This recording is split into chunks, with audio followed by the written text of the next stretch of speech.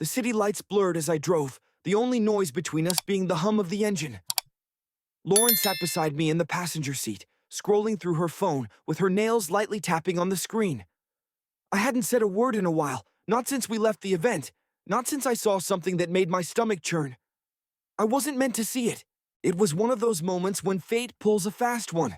Her phone lit up at just the right angle, enough for me to catch a name, Ethan, followed by a heart emoji. That detail was hard to miss, especially after 5 years of marriage, when my wife had never once added a heart next to my name. A normal person wouldn't have reacted instantly. A normal person would have kept their composure. But my body didn't wait for my mind to catch up. My hands tightened around the steering wheel, and it felt as though my knuckles would break. My foot pressed harder on the gas. Lauren barely noticed. I glanced at her again. She was smiling, even smirking. Whatever was on that screen had her in a great mood. I should have said something right away, but the words were stuck in my throat. My heartbeat thudded in my ears. I needed to know the truth before I accused her of something this serious. Then, my phone buzzed in my pocket. Still gripping the wheel with one hand, I took it out and glanced at the screen. It was a message from an unknown number. "Hey man, you don't know me, but you need to check your wife's texts with Ethan."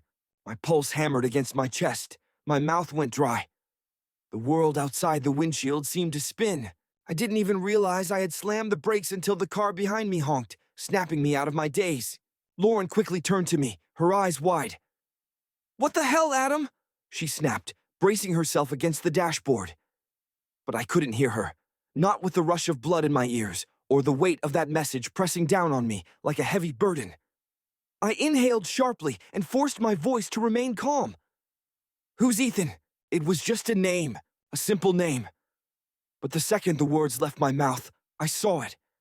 The brief flicker of panic in her eyes. It was almost imperceptible, but it was there.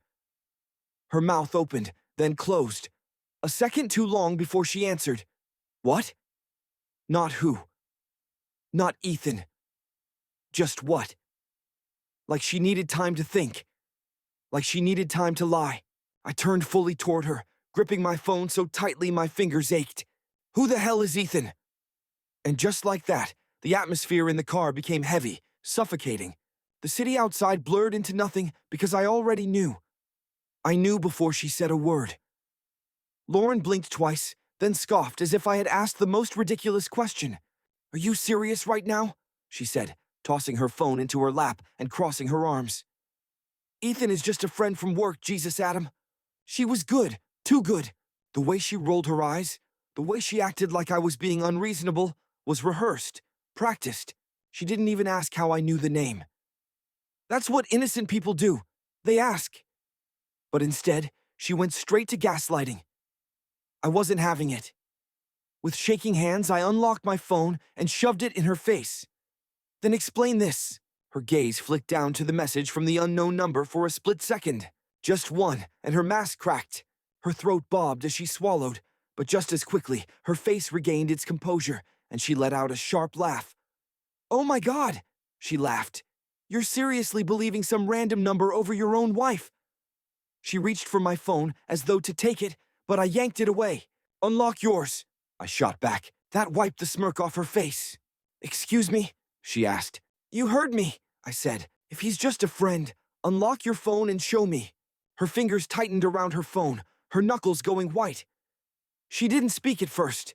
She just looked at me, her brain calculating, weighing her options, deciding if she could talk her way out of this or needed to try something else. Then she did something I didn't expect. She smirked, a slow, deliberate smirk, and turned her screen toward me. "Oh no," she said, fake pouting. "Looks like my battery's dead." I nearly laughed. The audacity! I had just seen her texting. Her screen was on not 2 minutes ago.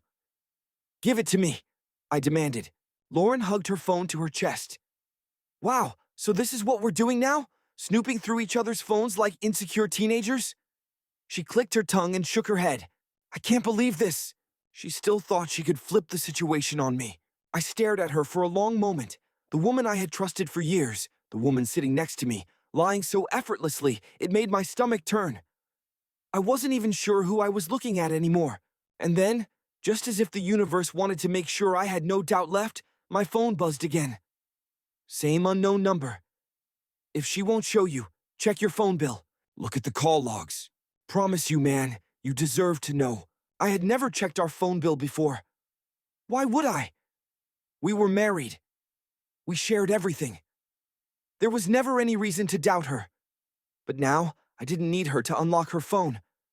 I could get the answers myself. The change in my face didn't go unnoticed.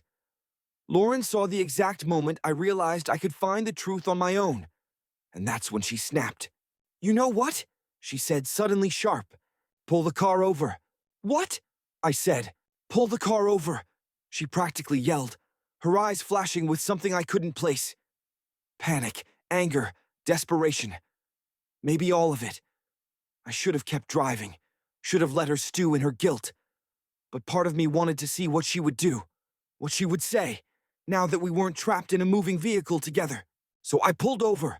The second I did, she lunged for my phone. I barely had time to react. One moment, my phone was in my hand, my lifeline to the truth, and the next, Lauren was clawing at it like a wild animal. Give me that, she screamed, her nails digging into my wrist. We wrestled for control, and I yanked my arm away, nearly elbowing her. What the hell is wrong with you? You're acting insane, she snapped. Adam, you're believing some random number over me, your wife. Her voice wasn't shaking with fear. It was full of rage, like she wasn't scared of being caught, just furious that I wasn't letting her manipulate me. She lunged again, trying to grab my phone like her life depended on it. This time, I was ready. I dodged her, but Lauren wasn't as fast. Her momentum carried her forward, and before I knew it, her hand slammed into the horn. The deafening honk shattered the night, making both of us jump. We sat there, frozen for a moment, the only sound our ragged breaths and the distant hum of traffic. Then, as if fate had a twisted sense of humor, my phone buzzed again. Same unknown number. She's fighting you for it, isn't she? My stomach dropped. I slowly turned to look at Lauren. She was already staring at me, her face pale in the streetlights, her breath quick. She knew. This was it. For the first time in this fight, she didn't have a quick lie. No snarky comment, no eye roll or fake outrage. She just whispered, Adam, please. That please made my blood run cold. Not, please believe me. Not, please don't do this. Just please. Like she knew there was no way out. Like she just wanted me to stop before things got worse. But I didn't stop. I went straight to the one thing she had tried so hard to keep from me. The phone bill. Lauren lunged again, but I was quicker. I turned my body away, shielding my phone as I pulled up our account. My hands were shaking so badly, I could barely type in the password. But when the records loaded, my world shattered. Ethan. Call after call. Every day. Hours of conversation, sometimes late at night, sometimes during the day when she was at work. Hundreds of texts, more than she'd ever sent me. And then the final blow, hotel reservations. The betrayal hit me like a sledgehammer to the chest, knocking the air from my lungs. My fingers tingled, my vision blurred. I felt like I was going to throw up. Lauren must have seen it on my face, because her entire demeanor changed. She didn't yell. She didn't argue. She just exhaled shakily and slumped back against the seat. Okay, she said quietly. I turned my head. My throat was so tight I could barely speak. That's all you have to say? At first, she didn't answer. She just stared ahead, her fingers tapping lightly on the dashboard, calculating, deciding what to do next. Then, in the most detached, almost bored voice, she said, What do you want me to say? Something inside me snapped. I had imagined this moment before. Not because I thought Lauren would betray me, but because we all have that nightmare scenario in our heads. I used to wonder how I'd react. Would I yell? Would I cry? Would I just walk away? Turns out, I laughed. A sharp, bitter laugh burst from my throat before I could stop it. Lauren flinched, just barely, but still kept staring ahead, her fingers tapping that infuriatingly calm rhythm against the dashboard. What do I want you to say? I repeated, my voice trembling with something dark. How about anything that makes you sound like a human being? She exhaled slowly before finally turning to face me. When she did, I saw it. No guilt, no shame, just annoyance. like I was inconveniencing her. You weren't supposed to find out like this, she muttered, more to herself than to me. I stared at her, my pulse roaring in my ears. Oh, and how was I supposed to find out, Lauren? She rolled her eyes, actually rolled her eyes. God, Adam, don't be so dramatic. Something inside me turned to ice. Dramatic? That's what she thought this was? I clenched my jaw, forcing my voice to stay calm. How long? She didn't answer. How long? I asked again. Lauren sighed and finally looked at me. Then, in a voice so casual it made my skin crawl, she said, "About a year." My breath left me in a rush. My stomach twisted so violently I thought I might actually throw up. A year. 365 days. 12 months of lying, of sneaking around, pretending to be my wife while she was his. I gripped the steering wheel, needing something, anything, to hold me together. And you were never going to tell me? I asked. She shrugged. I had never wanted to shake someone before, but right now, I wanted to grab her by the shoulders and force her to feel something. Was I supposed to? She asked, raising an eyebrow. I mean, you never noticed. You never suspected. We were fine. I chuckled again, this time more bitterly. We were fine, I repeated.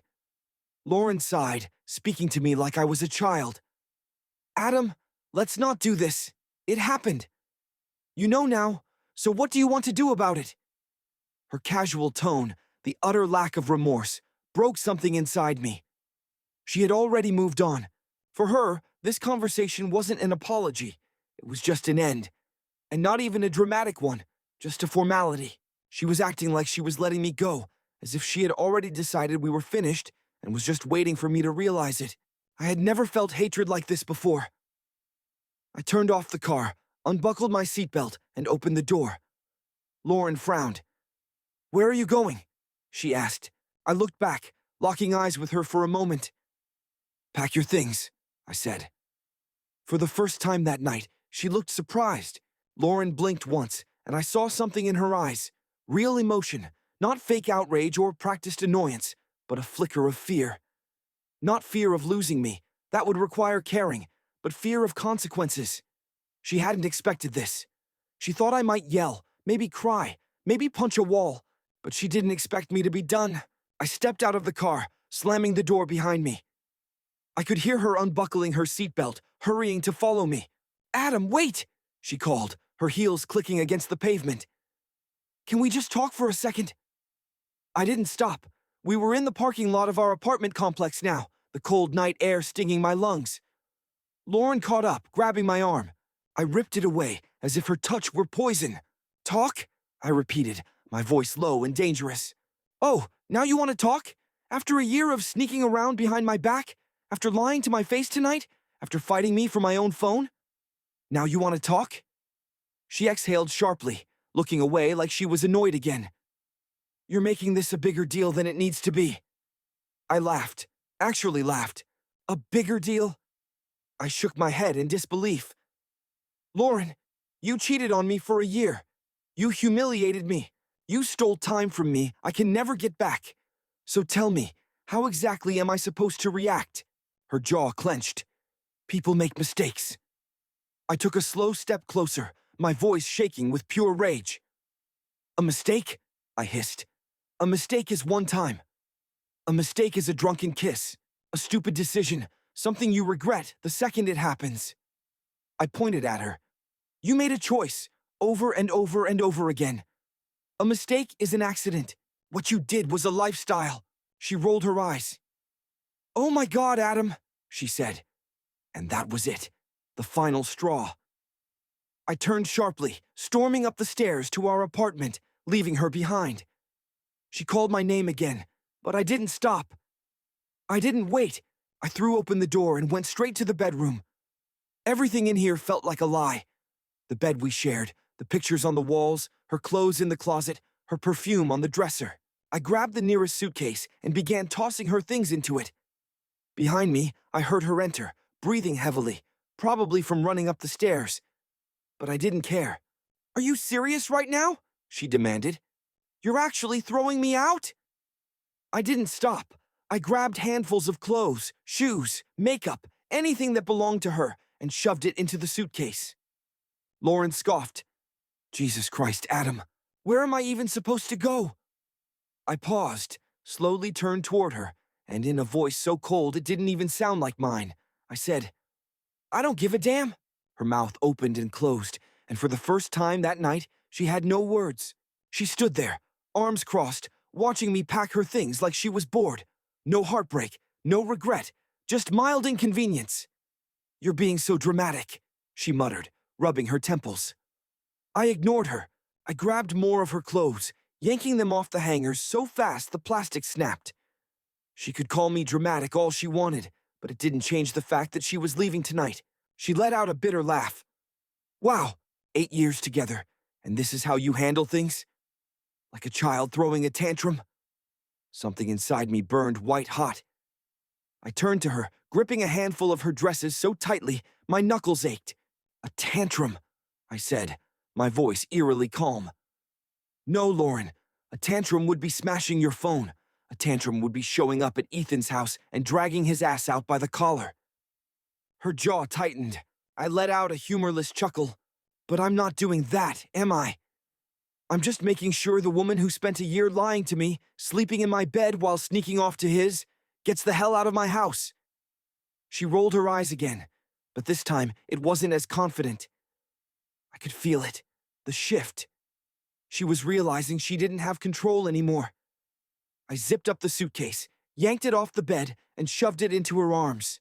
She barely caught it in time. Seriously?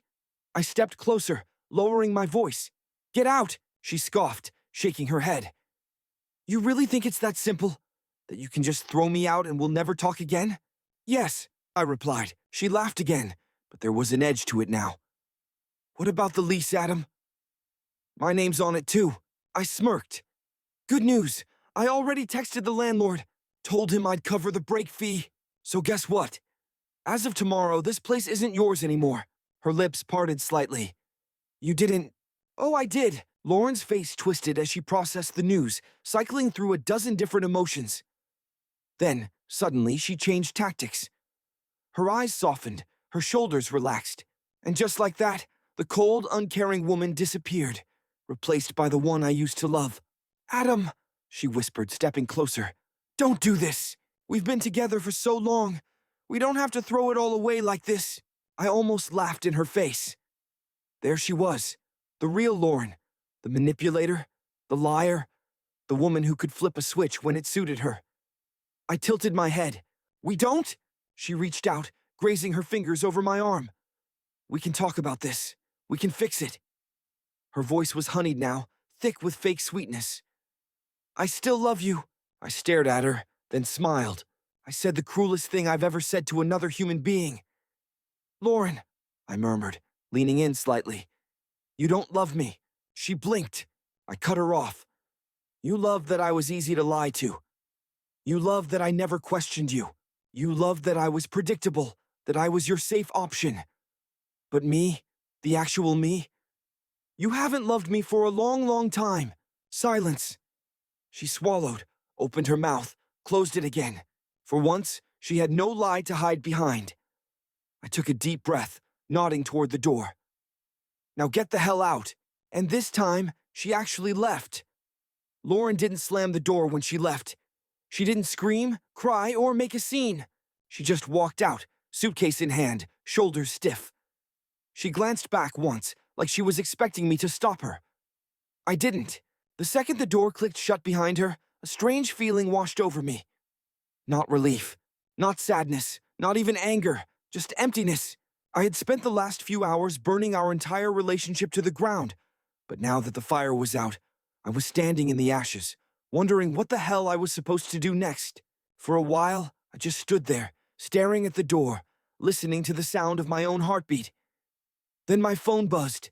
For a split second, I thought it was her. Maybe one last desperate attempt to get back in. Maybe another lie, another excuse. But when I glanced at the screen, it was an unknown number. I hesitated, then finally opened the message. She's gone, isn't she? My blood ran cold. I typed back, fingers stiff. Who the hell are you? The response came instantly. Someone who knows exactly what you're going through. I sat down slowly on the couch, my heart slamming against my ribs. Explain. The reply took a little longer to come, but when it did, when I read those words, the world tilted beneath me. I'm Ethan's wife. For a moment, I just stared at the screen. My brain couldn't process it. Ethan's wife. This bastard was married. I exhaled sharply, gripping the phone so tight my fingers ached. My hands were still shaking, but now it wasn't from shock. It was from pure, unfiltered rage. I forced myself to type, "Where are you?" The reply came quickly. "Downstairs." I shot up from the couch and marched to the window, pulling back the curtain. And there she was, a woman standing by a street lamp, arms crossed, phone in hand. Even from here, I could see the tension in her shoulders, the way she shifted her weight as if she was barely holding herself together. For a second, I considered not going down. What was the point? What could she possibly say that would make any of this better? But then another thought hit me. She knew. She had known before I did. She was the one who texted me, and that meant I grabbed my jacket, shoved open the door, and took the stairs 2 at a time. By the time I stepped outside, she had already turned to face me. She looked exhausted, dark circles under her eyes, lips pressed into a thin, hard line. I stopped a few feet away and studied her. She did the same. "You told me to check the phone bill," I said. My voice sounded raw. She nodded. "I figured you wouldn't believe me otherwise." I let out a bitter laugh. "Jesus, how long have you known?" Her jaw clenched. 6 months. I inhaled sharply. 6 months? That meant she had spent half a year knowing, suffering in silence, watching her husband live a double life, just like I had. I swallowed hard. "Why didn't you leave him?" She scoffed, shaking her head. "Why didn't you leave her?" I didn't have an answer for that. For a long moment, we just stood there. Two strangers bound by the same betrayal. Then she exhaled sharply and looked up at me. "I didn't come here to cry about it," she said. "I came here because I thought you deserved to know." I studied her, and now a slow, cold smile curled at the corner of her lips. "Now," she murmured, "we make them pay."